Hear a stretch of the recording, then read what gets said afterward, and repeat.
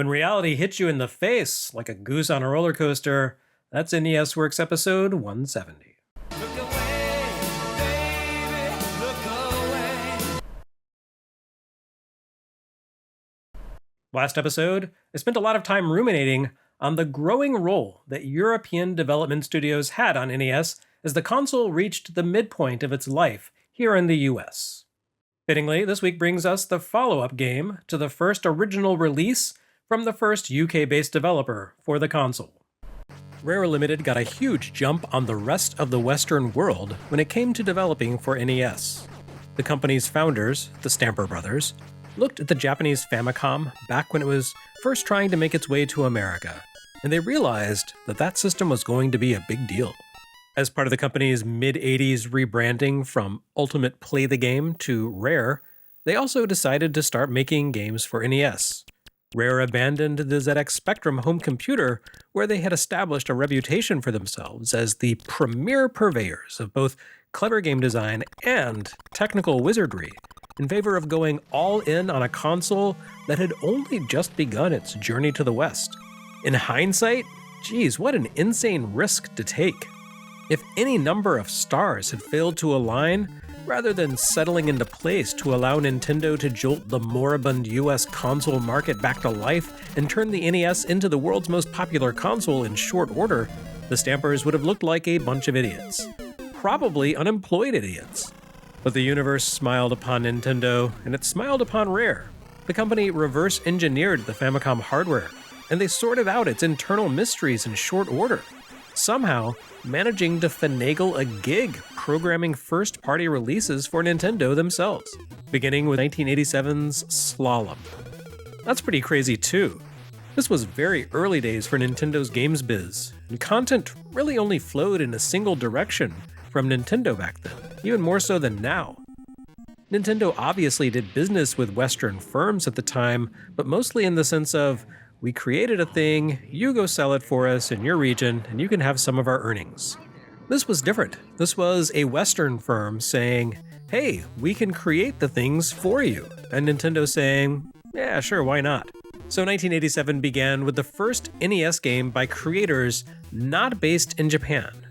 What I'm saying is that Rare was an unprecedented glitch in the matrix of Nintendo history, the exception to a great many rules. And they paved the way for the future of the NES in more ways than one. A few months after Slalom shipped, the first Western publisher for NES, Acclaim, made its debut with Tiger Heli. As I mentioned last episode, the future publisher of Cybernoid got its start as an import service.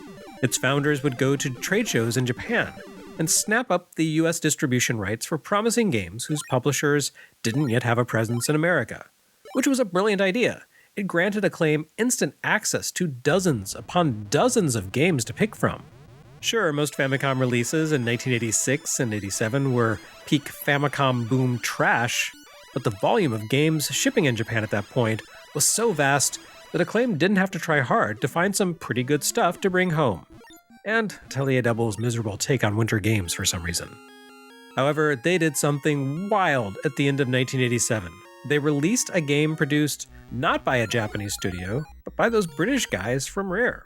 Not only that, but unlike the rest of Acclaim's catalog to that point, this wasn't a port of an arcade title, an adaptation of a computer game, or a localized and reprogrammed Japanese release. No, Wizards and Warriors was Rare creating something new, and by new I mean building on the work that they had already established with their Spectrum hits. Wizards and Warriors brought the aesthetics and themes of Knight lore to a post-Super Mario world. And it was pretty good. Not a masterpiece, mind you, but a strong offering for late 1987 that sat comfortably alongside the likes of The Goonies 2, Rygar, and the first Mega Man. That is to say, a well-programmed game with a lot of heart and a lot of flaws. And now finally, 2 full years later, we arrive at that game's sequel, Ironsword, Wizards and Warriors 2. And it's definitely the sequel to Wizards and Warriors. By that I mean, it's also a game with a lot of heart and a lot of flaws. It looks nicer than the original game with more colorful and cartoonish visuals and some charmingly designed bosses. Ironsword attempts to bring the design of the original game into a more expansive, RPG-inspired world with quests and shops. But at the same time, it also plays almost exactly like the first game, by which I mean kinda clunky. Funny story here, despite bearing the name Rare on the title screen, along with a 1988 copyright date, development on Ironsword actually began in 1989, and Rare didn't work on it. Video games, they'll lie to you and break your heart, kids. Never trust a video game. No, Rare contracted this one out to a studio called Zippo Games. Headed by a different set of British brothers, the Pickfords, later of Plock fame, Zippo neatly embodies the overall Europe to NES developer pipeline. They got their start on 8-bit microcomputers, made some successful games there, and decided to make the leap into NES development once the system became established enough in the West to make little dollar symbols pop up over the eyes of anyone involved in creating video games at the time. As a testament to the skills of the Pickfords, Zippo's games looked more or less indistinguishable from Rare's, which sat at the apex of Western-developed NES software. Zippo would eventually become the Manchester office of Rare, at which point the Pickfords left, but that was still a couple of years away. For the next stretch of NES Works, anytime you see the name Rare on the title screen, you may actually be looking at a Zippo game. As the cover model of Ironsword would say, I can't believe it's not Rare. Yes, I suppose I should address the elephant in the room. Well, sorry, that's rude. Fabio's a big dude, but not that big. Yeah, for some reason, Acclaim's marketing and art teams said, we should get that romance cover guy to pose shirtless on our cover about a guy whose defining characteristic is his full body armor. So they hired Fabio Lanzoni, who had not yet had his celebrity breakout playing a cameo in The Exorcist III as of 1989, to play the role of Kuros for Ironsword's weirdly public access TV-looking cover. At the time, Fabio, as he is known professionally, primarily worked as a romance cover model, so I can only assume that Acclaim's play here was to appeal to the working moms, the primary audience for romance novels at the time. The kids want a game for Christmas, and here's one that has a real photo of that hunky dude on a bunch of your guilty pleasure paperbacks. Finally, it's a game the whole family can appreciate. Fabio would become an inescapable media presence in the 90s, which retroactively made Ironsword's box art very funny, but not funny enough to still be amusing after 30 years of internet writers making the same jokes about it. So I will forego beating this dead horse and simply say that casting a chiseled muscle guy as Kuros seems like a fundamental misread of what Ironsword actually contains. But that's NES box art for you. I mean, Clash at Demon Head is only a month away.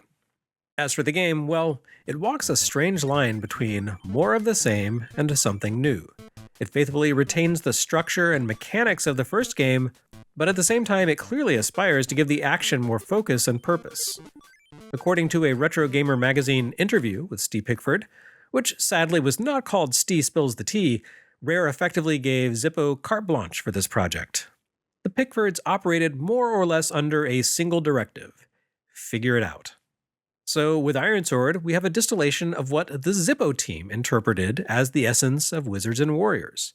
It's the story of a knight who jumps around trying to find the means to reach the next level by wandering through self-contained yet non-linear stages that consist of multiple interconnected rooms. Kuros is just as weird a protagonist here as he was in the original. He wields a sword, including eventually the eponymous Ironsword, but not in the way that any normal hero would. Players can press the action button to make Kuros swing his sword to attack, but this is a largely useless function.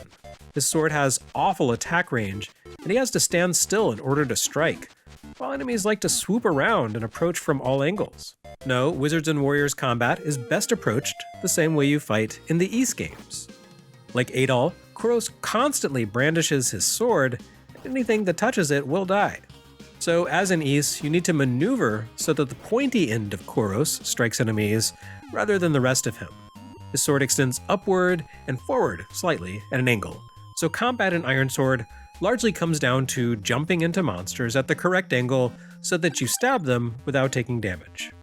Funnily enough, Ironsword shipped just a few months after Nihon Falcom published the original PC-88 version of Ys 3, which was also Ys as a platformer. I doubt that game had any influence on Ironsword, and in any case, Zippo actually managed to produce something that in some ways feels more like a true and faithful interpretation of Ys combat in a side-scrolling format. Now, in the original game, Kuros could acquire throwing weapons, a dagger, and an axe that he would automatically fling when players pressed the attack button, which added an element of ranged combat to the action and meant that you weren't totally 8-alling it up. Those sub-weapons do not return in Ironsword. Instead, Kuros can learn magic spells, either by discovering them along the way or by purchasing them in shops. And this gets right to the heart of how Ironsword attempts to expand on its predecessor's premise, by embracing the core principles of role-playing games. In Wizards and Warriors, the gems that you collected along the course of your journey had a single purpose. You handed them over to an invincible knight as a bribe to let you exit the stage. Here they actually function as currency in shops. Kuros upgrades his equipment as he journeys by finding or buying better gear, stronger armor, shields, even a helmet to cover his bare face, which starts out as a featureless blank aside from his comically buggy eyes. You can also purchase health recovery items, keys to unlock chests, and yes, also magic spells. Look at that, Ironsword adds a menu screen to the mix, where you can check Kuros' status and equip different spells. These spells range in utility from kind of awesome, the familiar that follows you around and destroys enemies, converting them into coins, to only marginally useful. But there are also some key spells that you need to uncover, elemental magic that you need to learn in order to defeat the 4 elemental bosses that guard the shards of the Ironsword. Once reassembled, the Ironsword is the only weapon that can defeat the resurrected warlord Malkil. Malkil may be a bad guy, but he lives by the rules of the olden ways. Iron defeats magic. Each of the 4 elemental worlds contains multiple levels, and you need to fight your way through them in sequence in order to collect all the weapons and spells that can see you safely to the next world. Almost like a real RPG. Almost. Ironsword just doesn't quite gel the way, say, Xanadu did. It's bigger and more ambitious than the original Wizards and Warriors, but it still feels like Wizards and Warriors, which is to say, a lot like a 1987 NES game. I mean, yes, Xanadu was also technically a 1987 NES game, but that was developed by Hudson, arguably the third party that knew the NES hardware best, built on the principles of Falcom's PC action RPG masterpiece, Xanadu. It strikes me as a little unfair to compare that to the work of a studio that had never grappled with the particulars of the NES hardware before. Not that NES owners in December 1989 sat down with these 2 cartridges and said to their friends, well, let's take into account the nuances that shaped the development and evolution of these 2 games. They liked what they saw or they didn't. And honestly, Ironsword was probably the more appealing of the 2 games for the NES cohort. Both games involved a fair amount of grinding, Xanadu for cash and experience, Ironsword for cash and magic refills before taking on a boss, but of the 2, Ironsword had the more colorful visuals, the faster gameplay, and the more fluid controls. Personally, I found the more deliberate action and semi-open structure of Xanadu more appealing than the loose, rambling feel of Ironsword and its very, very slightly open structure, but I can see where kids would prefer the game with Fabio on its cover to the sandy brown box. Ironsword feels a lot friendlier too. Kuros starts out as a complete weakling who dies constantly, but as in the first game, he recovers on the spot when he dies, even when you take advantage of the infinite continues. Well, semi-infinite, if that's not an impossible self-contradiction. Ironsword takes a cue from arcade gaming here by cutting you off once you near the end of the game. You can mash that continue button however many times you like in the early going, but once you cross the gloves off threshold, dying means that you have to return to the point where you began from your most recent password. You have been recording passwords in each new stage, right? No? Oh dear. Kuros will have powered up enough that this restriction doesn't feel entirely cruel. But still, it's a rude awakening and demands you get serious. Quite the contrast to Xanadu, which gets progressively easier as you grow in level and skill and gear. Honestly, it's a pretty good design impulse, and it's one of the many things about Ironsword that shows Zippo had their heads on straight. Unfortunately, I just don't think the foundational format here, that is to say Wizards and Warriors, had quite enough heft or refinement to entirely pull off the ambitions that define the overall shape of this quest. The game relies way too much on super annoying ticks, like infinitely spawning enemies who appear from nowhere and knock you off of platforms, hiding critical path elements behind invisible doors, and designing vertical levels with a heavy emphasis on steep slopes that send Kuros tumbling to the ground, The overall design ethos of Ironsword seems to be inconvenience, padding an ultimately brief game with teeth-rattling frustration to extend its playtime. It's almost a good game, but despite falling short of being the grand adventure its creators clearly were aiming for here, Ironsword certainly has enough going for it that no one would look at you with shock and horror for saying that you really loved this game as a kid and have a lot of nostalgia for it. They might think you're a masochist, but that's hip these days, apparently. And I'm sure a lot of kids did love it. Nintendo Power pushed Ironsword pretty hard, and then Kuros became a fixture of Acclaim's crummy Captain N knockoff, the Power Team, which debuted the following autumn and presented Kuros as the Fabio-looking warrior seen on both games' box art, rather than the armored fellow seen in-game. Is it a masterpiece? No. But it's pretty okay. And hey, if Ironsword had never happened, would there even be a Plock?